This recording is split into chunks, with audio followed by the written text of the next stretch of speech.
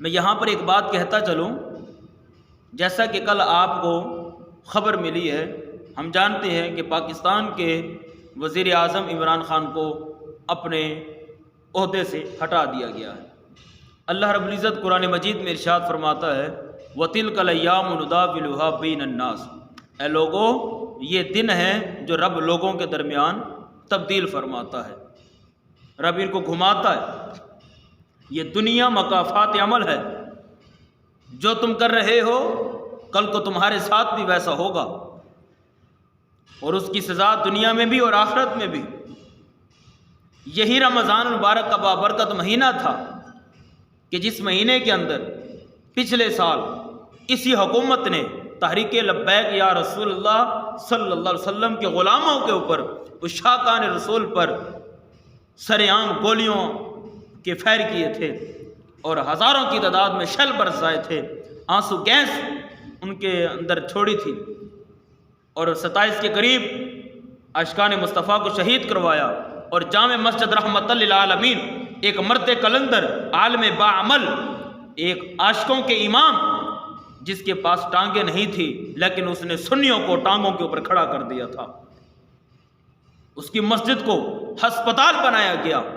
جہاں لوگ سجدہ کرنے آتے، نماز پڑھنے آتے، قرآن کی تلاوت کرتے، اس مسجد کے اندر خون بہایا گیا، اس مسجد کے اندر ہسپتال کی تصویر بنائی گئی، ہسپتال بنا دیا گیا۔ اتنا ظلم ہوا، ذرا سوچئے، ایک ہی سال کے بعد اسی رمضان میں اسی حکومت کا تختہ رب نے الٹ کر رکھ دیا، اور جس کو منہ دکھانا ہی نہ پڑا، رات کے اندھیرے میں چھپ کر منہ چھپا کر اپنے گھر جو ہے نا وہ بھاگ گیا۔ یاد رکھیے،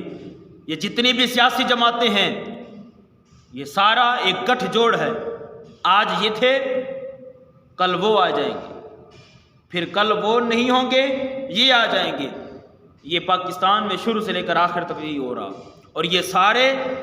5 انگلیوں کی طرح ہیں، کھانے کے اوپر ایک ہو جاتے ہیں، کھانے کے وقت ایک ہیں، چاہے اس ملک کو کھانے کی بات آئے یا کوئی اور کھانے کا رستہ نظر آئے، یہ ایک ہو جاتے ہیں۔ وہ کسی نے کیا خوب کہا تھا،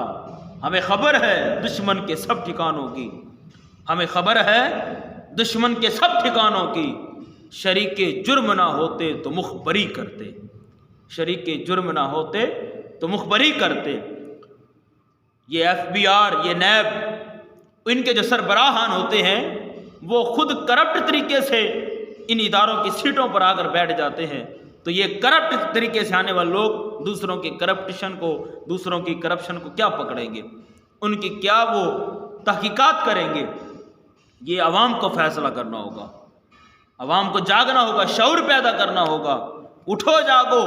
اپنی نسل کی بقا کے لیے جنگ لڑو، اپنے مفاد کے لیے۔ آج کا فیصلہ تمہاری نسلوں کا فیصلہ ہوگا، اگر آج تم نے فیصلے میں تاخیر کر دی اس کا نقصان تمہیں بھی اٹھانا پڑے گا، تمہاری نسلوں کو بھی اٹھانا پڑے گا۔ خدا کے لیے اس حکمران کو آگے لے کر آئیے، وہ حاکم لے کر آئیے۔ وہ حاکم کون سا ہو؟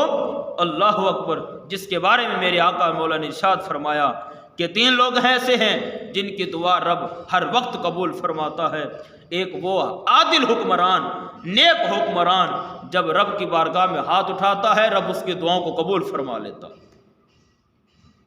یہ تو سارے چور چرکے ہیں، مختلف طریقوں سے اس ملک کو لوٹنے والے، اس ملک کے اندر دین اسلام کو تباہ و برباد کرنے والے، ملک کی سالمیت کو خراب کرنے والے۔ اللہ تعالیٰ پاکستان کے اداروں کی حفاظت فرمائے، عوام شعور پیدا کرے، اور بالخصوص آج کے اس دور میں ایک جماعت آئی ہے جس کے پیچھے شہیدوں کا خون ہے، جہاد کا جذبہ ہے، ناموس مصطفیٰ کا عشق ہے، ختم نبوت کا ایمان ہے۔ خدا کے لیے اس تحریک کو سپورٹ کیجیے۔ ایک دفعہ مولویوں کو میدان میں آنے تو دو، پھر دیکھنا تو صحیح وہ مولوی تمہیں کس طرح ریاست مدینہ کی جھلک بنا کر دکھاتے ہیں۔ اس ریاست پاکستان کے اندر تمہیں ریاست مدینہ کا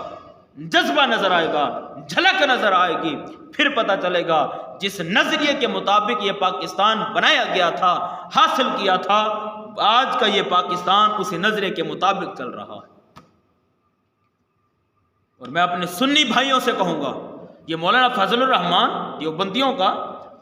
اس کو لوگ یہ دیوبندی سارے سپورٹ کرتے ہیں، اپنا سیاسی لیڈر مانتے ہیں، قائد مانتے ہیں، چاہے ان کے مفتیان ہوں، چاہے ان کے علماء ہوں، چاہے ان کے ائمہ مساجد ہوں، چاہے ان کے مدرسین ہوں، چاہے مصنفین ہوں، کوئی بھی ہے، سارے اپنا سیاسی لیڈر مانتے ہیں۔ ارے ہمارے پاس تو کوئی سیاسی جماعت تھی ہی نہیں،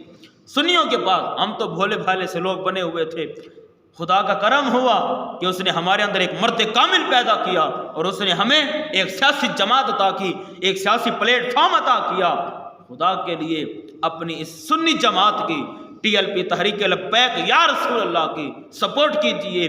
جہاں بھی آئے، جہاں موقع، جس انداز سے آپ سپورٹ کر سکتے ہیں اس انداز سے سپورٹ کریں، اس جماعت کو آگے کی طرف لے کر آئیں، تاکہ یہ ملک جو نام مصطفیٰ پر حاصل کیا گیا ہے، اس ملک کے حکمران نام مصطفیٰ کے چومنے والے غلامان مصطفیٰ ہوں، اور اس ملک کے اندر رہنے والی عوام بھی مصطفیٰ کی سچی پکی غلام ہو۔